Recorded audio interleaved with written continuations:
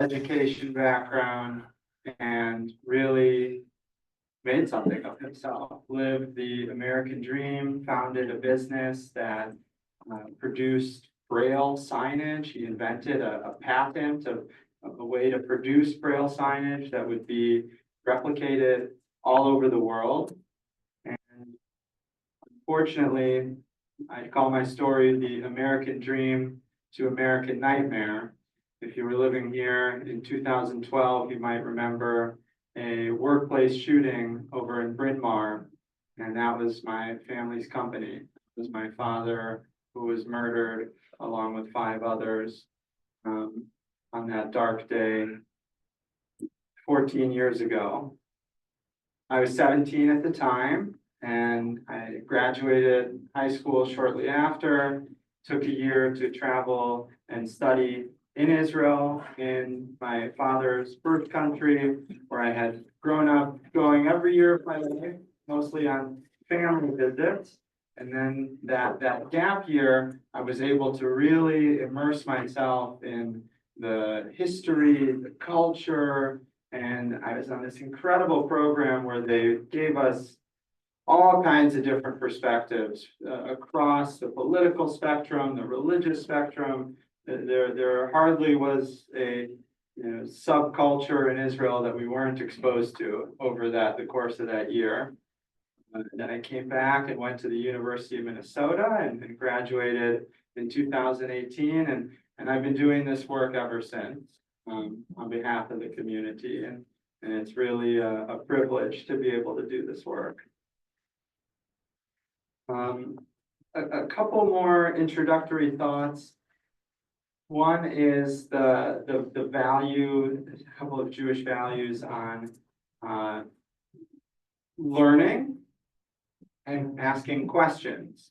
These are central tenets of Judaism, Jewish practice. So we really welcome questions of any kind in today's discussion, and hopefully we'll have a little bit of time at the end, but if something comes up that's really not clear, feel free to raise your hand or interject. Okay. So the title of the talk here is, how did we get here? And before diving into kind of sort of an overview history lesson, I want to establish that I believe all of us in this room hope for the same things. I hope for safety, security, prosperity, and dignity for all people on planet Earth. And in particular, I pray for peace and freedom for Israelis and Palestinians and all people of the Middle East. So with that in mind, we're going to start with this current chapter in the Middle East, October 7, 2023. Before I do that, for the tech in the back, I just want to double check that we're recording. Is that right? Jacob, record. Yes, we are. Thank you. So this is a picture that I took in July of this past year at the site of the Nova Music Festival in southern Israel, which was one of the targets of the October 7 massacre, where over 250 young people, actually people of all ages, in what was really a festival of peace and love and unity. And if you've ever been to or had family members who have gone to this kind of an event, people are just like ecstatic and feeling deep connection with each other and perhaps even with humanity at large. And at dawn, which is kind of the crucible moment of these festivals, the climax where you've been dancing and rejoicing all night. At dawn, the sun comes up as this magical moment. And instead, what happens is the rocket barrage is fired from Gaza as a cover for terrorists breaking the border and invading into southern Israel. And they massacre people in this music festival, in homes and in villages, all in this region of southern Israel. Unlike anything in the history of this conflict, nothing even close to really compare it to in terms of scale. This is a home on a kibbutz. A kibbutz is a communal, agricultural kind of community in southern Israel. This is called Kibbutz Cholit, where about 10% of the kibbutz residents were either killed or taken hostage into Gaza. This is just one home that we were taken into on this tour here. And the reason we visited specifically Kibbutz Cholit is because the Minneapolis Jewish community has committed to investing in the rebuilding of this kibbutz. And it was really remarkable to meet some of the people there, some of whom were lucky enough to have not been there that day, and others who were there and survived. The hostage dimension of this crisis is impossible to overstate. The highest value in Judaism is human life, and is preserving human life. And the idea of human beings being held captive against their will in these dungeons underneath Gaza, in tunnels underneath buildings and all sorts of unimaginable places, has really made this an ongoing nightmare. It didn't stop on October 7. Every moment we're thinking about the people who are still being held hostage. And thankfully, some of them are starting to come home. We'll talk about that in a moment. I do a lot of reading on this subject, and one of the people that I read and listen to most is a scholar named Haviv Rettig Gur.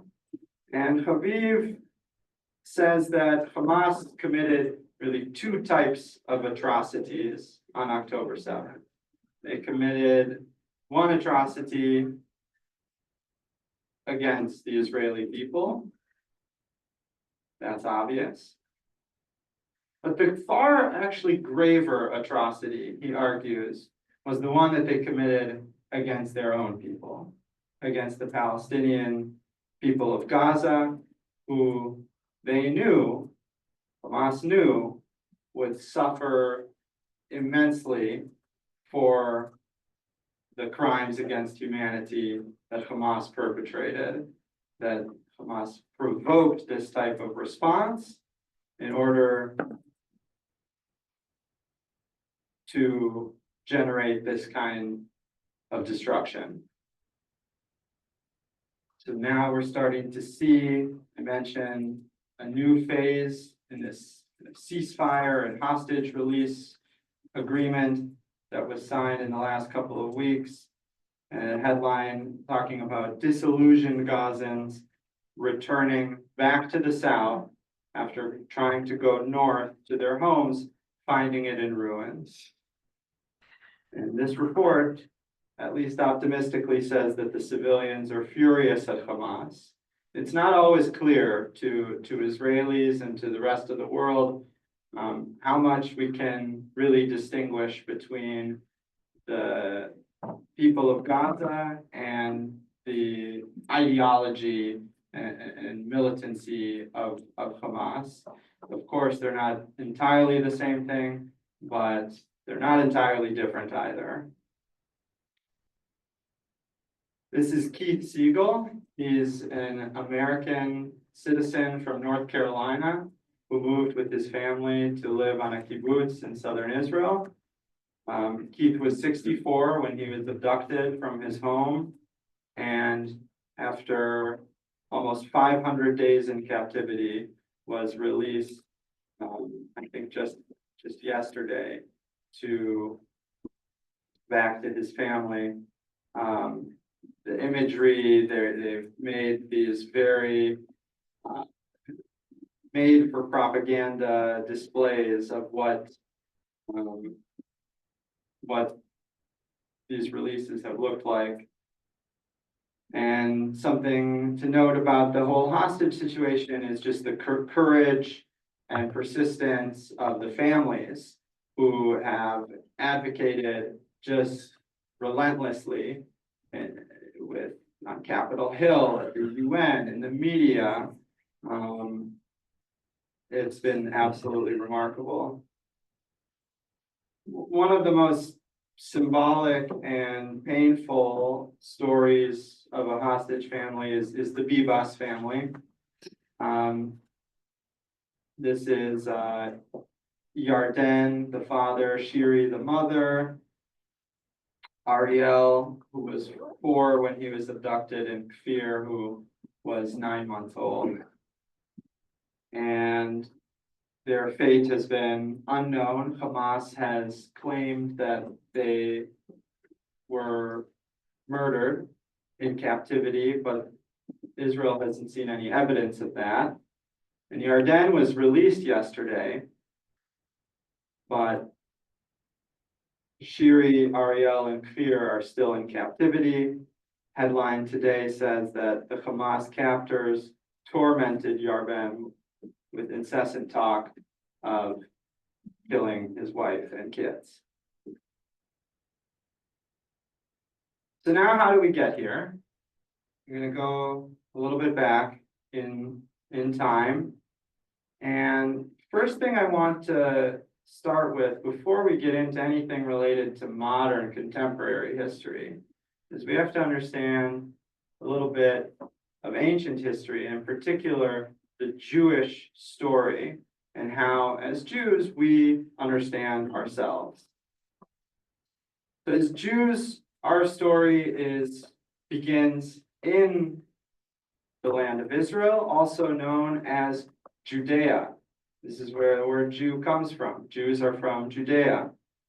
It's a biblical Israelite kingdom. Jerusalem was its capital, and it was the site of 2 holy temples starting 3,000 years ago.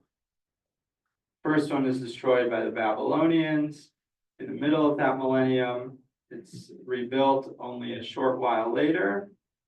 The second temple is then destroyed in the year 70 CE by the Roman Empire, and Jews are enslaved, expelled, and scattered across all corners of the empire and eventually the world. And that's what you see here, and how you end up with Jews like myself, represented by 2 color patterns on this map. Ashkenazi European Jews, etc. And despite being scattered, despite being expelled from our homeland, the Jews maintained a deep spiritual connection to our homeland. And every synagogue in the world is constructed to face Jerusalem. Our holidays are in sync with the agricultural cycle of the land of Israel. And we maintain Hebrew as the language of our prayer, and now has been revitalized as a modern language that's spoken in the state of Israel today. Just maybe here's a little known fact of history, that in the year 136, after another Jewish attempted revolt against the Romans finally really crush any Jewish resistance militarily, and they rename Judea to Syria Palestina. That's where this name Palestine, for that region, comes from. Back to the Romans attempting to erase any Jewish connection to the land. So if now we're going to fast forward across a few centuries. We'll move ahead to 1880, right? We're going to skip the medieval period. I hope people are okay with that. I could come back and talk about the medieval period. Lots of interesting things happen, lots of things that foreshadow things that will happen later. But for now, we'll move ahead.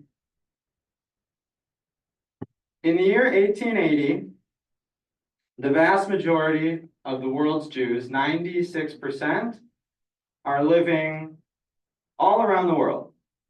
Like, picture my great-grandparents on my mom's side living in Eastern Europe, or my grandparents on my father's side living in Iran.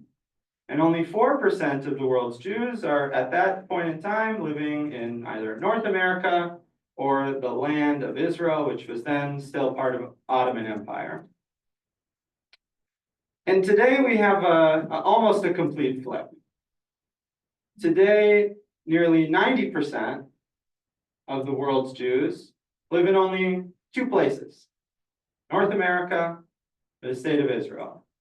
The rest of the world became uninhabitable to Jewish people. The world emptied itself of its Jews, in many cases, ancient communities that had been there for generations, centuries, establishing themselves and being part of the social, cultural, economic fabric of untold number of places. Today, basically no Jews. And this happened in places as diverse as, you can think of, we know Warsaw had a quarter up to almost a third of its population was Jewish before World War II. Empty. Massacred by the Nazis. Maybe we don't also think of Baghdad. Had also about a quarter to a third of its population was Jewish in the 1930s. And that's a truly ancient Jewish community going back to that Babylonian exile. Also emptied of its Jews. So what drove this shift that brings us these dramatically different pie charts? So we have this massive wave, 40 years of pogroms, 2,000 pogroms in Eastern Europe and the Russian Empire, sends about 3 million Jews fleeing that area. Most of them come to America. 2.5 million come to America in those 40 years, included my great-grandparents. And a small percentage, only about 50,000, go to the land of Israel, Palestine, then part of the Ottoman Empire. Question? What's a pogrom? A pogrom is the name for a specific type of attack on Jewish communities that would happen again and again, where it was commonly some combination of the state forces, military, police, and fellow residents of the area. Villagers, neighboring villagers would come, and mob violence, pillaging, killing, torturing, dispossessing. So that's that. Thank you. Great question. Initiates this migration shift. But America closes its doors in 1921. Something called the Emergency Quota Act. If we know what's about to happen in Europe, this is really bad timing. Ken Burns' documentary, The U.S. and the Holocaust, highly recommend grappling with that history.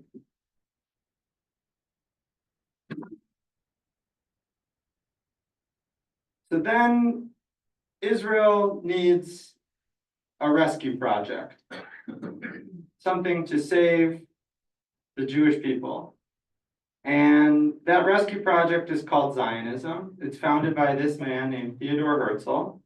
who in the late 1800s, the last decade of the 1800s, predicts that a catastrophe is going to come to Europe, that Europe is going to turn on its minorities, all minorities, not just Jews, this rising tide of nationalism and early fascism in Europe. He sees this coming.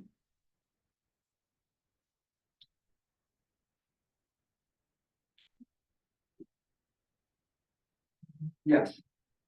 I'm sitting here fascinated by what you're saying and thinking we probably have to have you back for more sessions. Sure. And have questions around some things raising. One of them, and you said maybe you don't answer this today, but Yeah. What was going on in Europe and Baghdad in 1880 and 1920 that caused this a dramatic rise in the frequency of pogroms? Yeah. A number of different factors, but one of which that I think I'll just name in terms of the anti-Semitic component is a series of lies that are told about Jews. And these lies, in many ways, trace back to a pamphlet called the Protocols of the Elders of Zion. Who's heard of something similar to that? Yes. So the Protocols of the Elders of Zion is a forgery published by the Tsar in Russia that seeks to scapegoat Jews, blame Jews for all of the world's problems, economic, cultural, whatever it is that you can think of as the common man would be upset about their situation. They now have a place squarely to place their blame. It's with the Jews. They're conspiring to take over the world. And this lie is then reproduced in all of these different places. That's one factor. That's part of what we call the virus of anti-Semitism that then mutates and spreads to all these different places.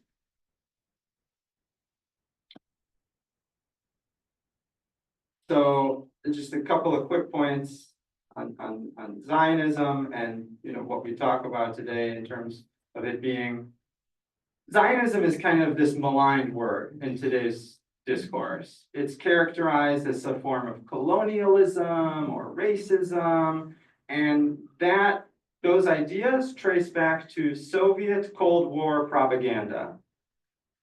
This is a picture from the May Day parade in Moscow in 1972, and these happy Soviet children are riding on a float that has a giant hook-nosed spider wearing a Star of David cap, and it says, "Zionism is the weapon of imperialism." So this is kind of what's infecting the discourse here today. And I want to be really clear that this is very distinct from criticism of Israeli government policy, something that Jews, we do all the time, and Israelis do probably better than anyone. The protest culture in Israel is prolific. This is a photo from September 2023, when the country was rocked by tensions over a proposed reform of the judicial system and separation of powers. The banner here, in kind of a pun, says, "The court is supreme." So this misunderstanding of what Zionism is going to be one of our key themes for today. This is a trap to misunderstand Zionism as colonialism or racism instead of how Jews understand it, which is as a rescue project. This is going to be tragic, no matter if you're a Western diplomat or activist, but most importantly, this is going to be tragic for the Palestinians themselves. We're going to try to run through some quick kind of more history of the 20th century, just so we kind of know how we got to where we are. 1917, the British issued something called the Balfour Declaration, supporting a Jewish homeland in Palestine. This gets incorporated into the League of Nations British Mandate. The British are given control of this region after World War I. That's the map on the left. It's working, right? That was Okay, 'cause I got actually what was trouble. considered Palestine in the Oh, first iteration from the international community. Jordan, the country we know as Jordan, was separated at something called Transjordan in 1921. And the British gave that to this tribe called the Hashemites, who were a Saudi tribe that have now been the monarchy in Jordan ever since. And they said they'd figure out kind of the other side later. The British appointed a figure named Haj Amin al-Husseini to be the Grand Mufti of Jerusalem, this kind of the chief Muslim cleric of the land at the time. He aligned himself with the Nazis. The Arab League aligned themselves with the Nazis in World War II. And there's a remarkable story about a pogrom that took place in 1929 that is an eerie foreshadow of October 7. This is a massacre in Hebron, and the key point here is there's a rumor that started that initiates the violence, and the rumor is that Jews are encroaching on the Al-Aqsa Mosque, the holy site in the old city of Jerusalem, which is, by the way, built in the 7th century on top of the location where the Jewish temples stood 1,500 years prior to that.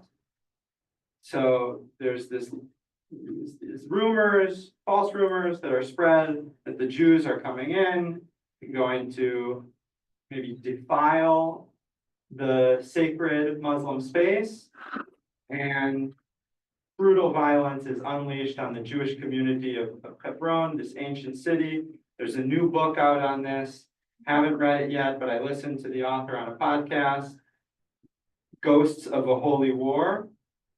Sounds absolutely worth reading to understand some of this history. And we already talked about October 7th a little bit, but I didn't mention that the Hamas has their own name for the October 7th massacre. They call it the Al-Aqsa Flood. It's the same rumor almost 100 years later that Jews are encroaching on Al-Aqsa. We will unleash our most brutal violence on them in order to stop that from happening. So we'll keep going and so, yeah. So are you saying though that it was the British that kind of started all of this?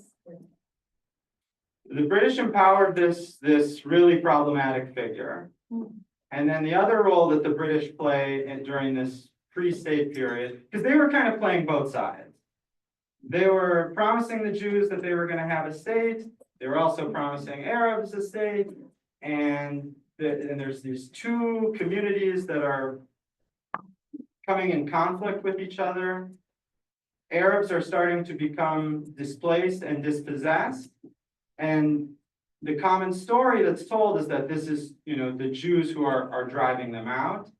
But the part that's not always told is that it's actually the Arab elites who sell the land to Jewish buyers who buy it way above market value.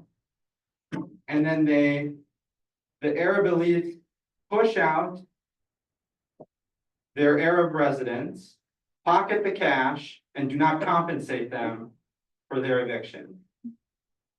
That's the start of this Palestinian story of dispossession. The other thing that the British do during this time period, as a reaction to this violence that we see in Hebron, and then later in the late 30s, is they effectively halt Jewish immigration to the land of Israel, to Palestine, right at the eve of the Holocaust.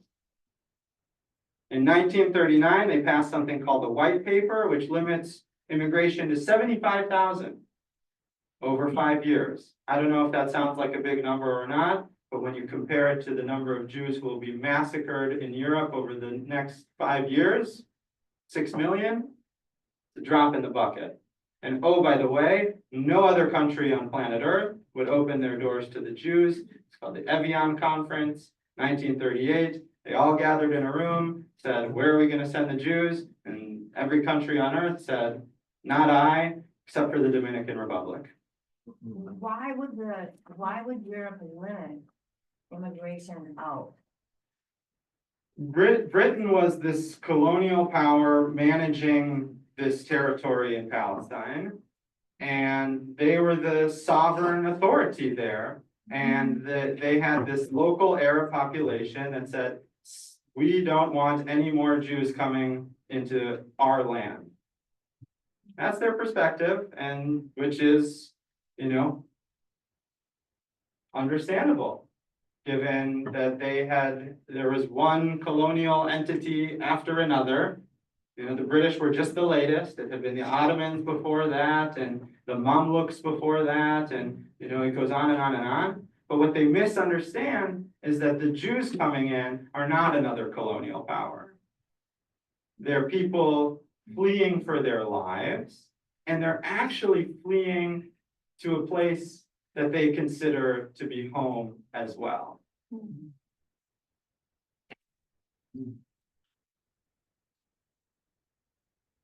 So move ahead. I know we're talking about 1947. This is kind of the founding of Israel, this crucible moment where the conflict, as we understand it today, is really shaped. There's a plan to partition the land into a Jewish state and an Arab state. The Jews accepted the plan, recognizing that they have a desperate need for a state after the Holocaust. The Arab leaders rejected it. They were refusing a Jewish state anywhere in the land. A civil war erupted. And then Israel declares independence on the day that the British leave. And 5 Arab armies invade and try to destroy Israel, prevent it from coming into being, essentially, and kind of finish the job that the Nazis started. And Israel, this Israel Defense Forces, this brand new army, 1 in 4 of its soldiers are Holocaust survivors. People who had just gotten out of the camps, they're fighting for their lives, and somehow they survive. They win this war. Here are the regional boundaries after the war. Hopefully folks can see that. And then there's this dual refugee crisis that comes out as a result of this war. 700,000 Palestinians are displaced from their homes over the course of this conflict.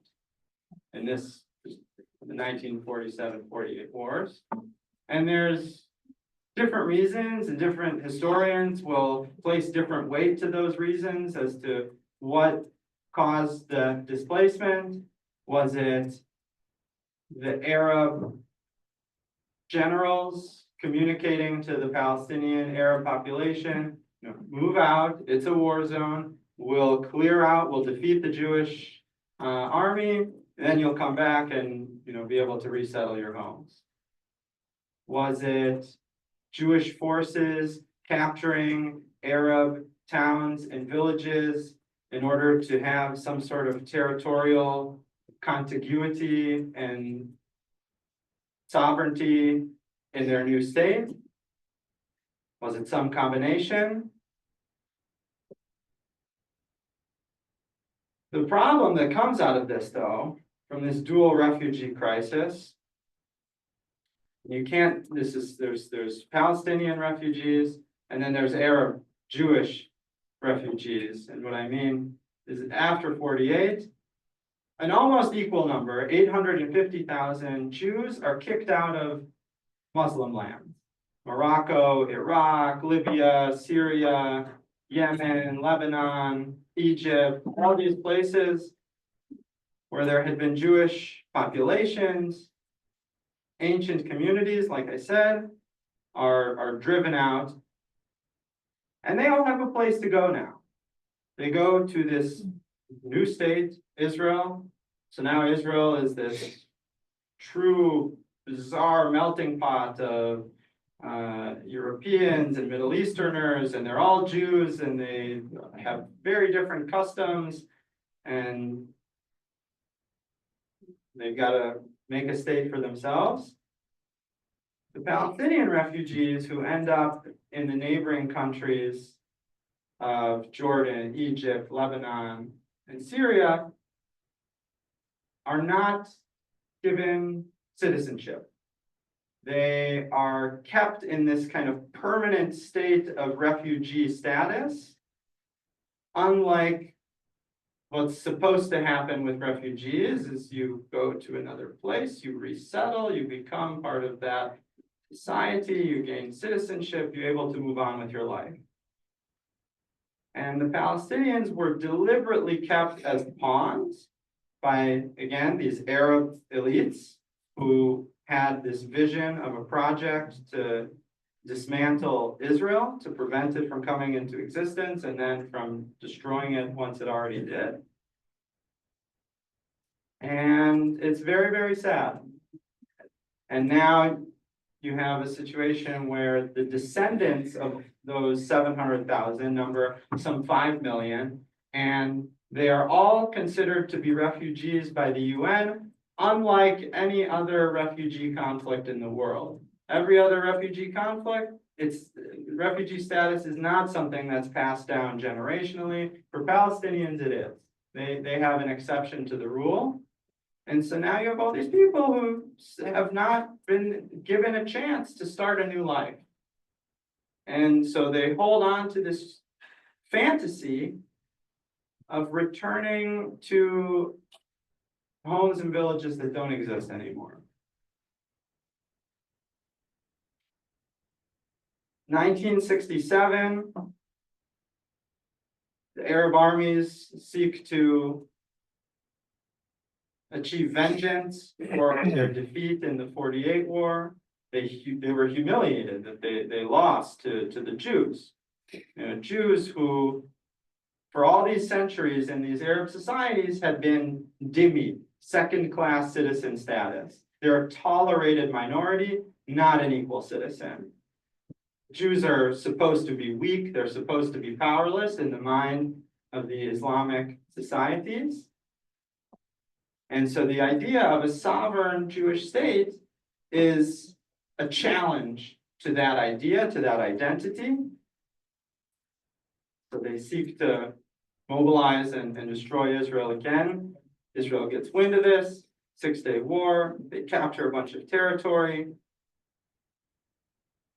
And in 79, the first peace agreement between Israel and an Arab country, we just had the passing of Jimmy Carter, who was president, overseeing those Camp David Accords, where Israel traded the Sinai Peninsula back to Egypt in exchange for peace. The Gaza Strip, to bring us back to today, which was part of Egypt before the 6-day war, Egypt would not take it back. They kept that with Israel. This is your problem. They had never given those people citizenship in Gaza. They said, this is a problem area that we don't want to deal with, but we'll gladly take our Sinai and its oil fields. And that was basically the situation until 2005, where Israel had to maintain this occupation in the Gaza Strip. And in 2005, the government of Israel decided to withdraw from Gaza.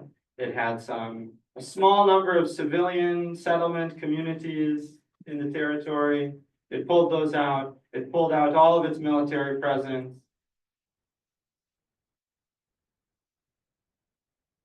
And then this group called Hamas takes power. This is the most extreme Palestinian political faction. They're committed to the destruction of Israel. And if you want to read just one other document at the end of this, Google the Hamas Charter. Their founding document where they say exactly what they're about. And it's a religious, fundamentalist vision of Muslim supremacy with this concept of martyrdom, that death for the sake of this cause is the most noble thing that a person can do.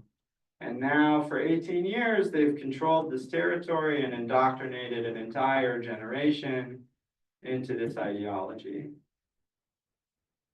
So the last kind of piece we want to take a look to make sense of what's really happening in the Middle East is to zoom out and see actually a regional conflict.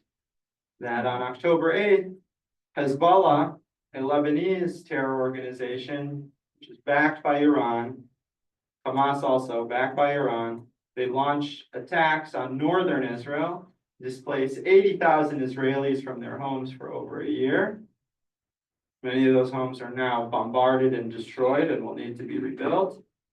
And Iran, through its Islamic Revolutionary Guard Corps, who's heard of Islamic Revolutionary Guard Corps? Okay, good. Few. This is another one to Google when you get home. So this is Iran's exporting of its 1979 Islamic Revolution, whose fundamental goal is to dislodge the West from the Middle East and maybe from the world. And so now we have kind of two tracks to follow in the Middle East. There's one Middle East that's led by Iran, which promotes violence and imperialism and has devastated Arab nations like Lebanon, Syria, and Yemen are in ruins, these countries, because of Iranian imperialist activity. But there's another track in the Middle East. Following Egypt, Jordan signed a peace accord with Israel. And those were kind of cold pieces. That basically meant we're just not at war. But in 2020, the Abraham Accords brought the United Arab Emirates, Bahrain, and Morocco into something more of a warm peace with Israel, looking for cooperation and partnership and building a better future that's based on stability. So that's one of the big developments to follow. Will the Saudis kind of follow in that path? So a few just kind of takeaways of what are we doing to make sense of it all? So there's a trap of misunderstanding. This can be applied not just in this conflict, any conflict, interpersonal, global. If you misunderstand the other party in a way that they don't understand themselves, you're not going to be very successful in coming to any kind of a resolution. Just to be explicit, for the Palestinians, what that's meant is treating Israel as a colonial project. The model for their resistance has been the Algerian anti-colonial wars against the French, which successfully pushed the French out of Algeria after some really bloody conflict. But unlike the French in Algeria, the Jews have no mother country to go back to. They're from 70 different countries, and they're already home. So continuing to pursue an anti-colonial strategy against the Zionist rescue project will just continue to leave anyone who tries to understand what's going on here to not have the first clue what's going on here. Nobody's going anywhere. Israelis aren't going anywhere, the Palestinians aren't going anywhere. They're gonna need to figure that out. And then zooming out, that this isn't just an Israeli-Palestinian conflict. There's really a shift happening in the consciousness of many people who follow this issue closely, that what we have just experienced is probably not the last chapter in the Israeli-Palestinian conflict, but it may very well be the first chapter in the direct confrontation between Israel and Iran. And if we zoom out even further from that, we can see that there's actually perhaps a broader struggle between Western liberalism, forces of democracy, led by US, Europeans, Japan, Australia, against an axis of authoritarianism, China, Russia, Iran, North Korea. And if we start to see things in that framework, then maybe we can make some sense of it all. Thank you so much.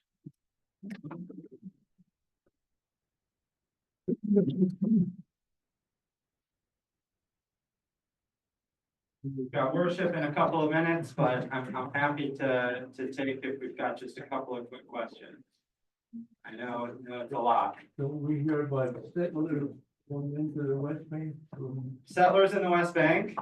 How's the war affected the Accords in Saudi Arabia? War effect on the Abraham Accord. One more?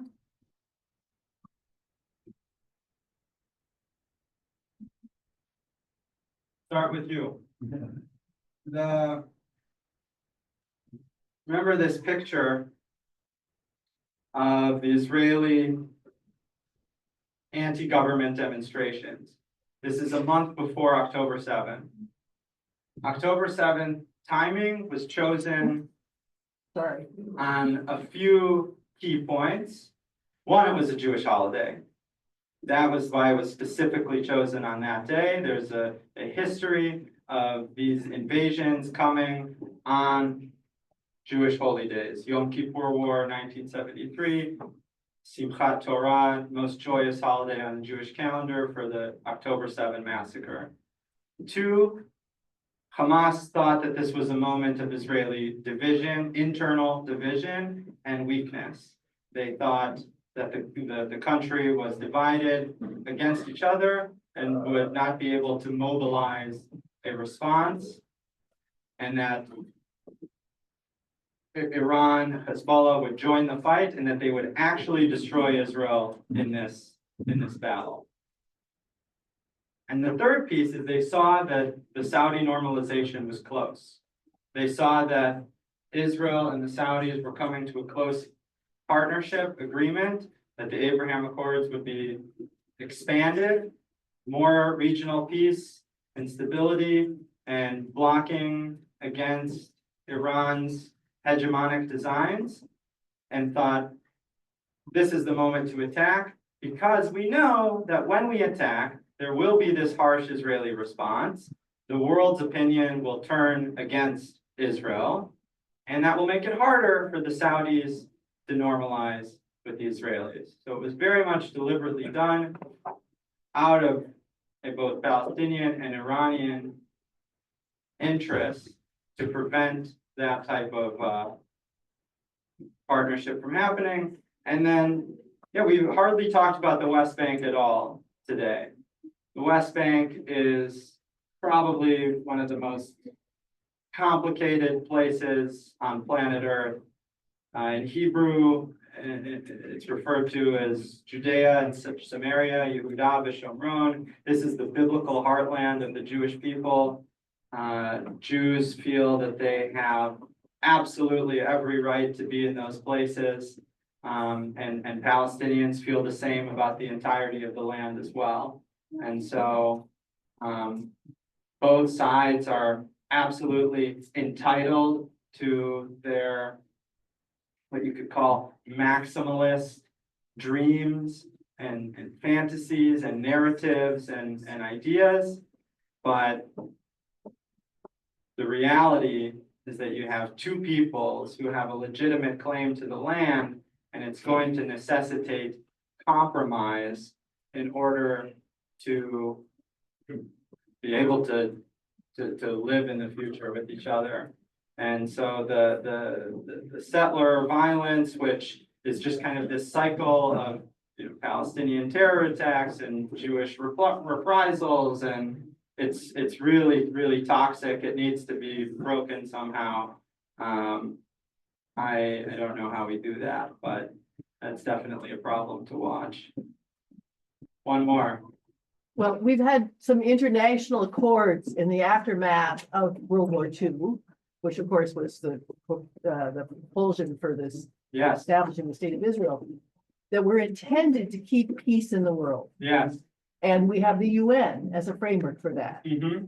And we have a long pattern of Israel ignoring all of those international accords related to Israel. Why should Israel be treated exceptionally in that regard? Folks, here's the question: why should Israel not have to follow UN accords?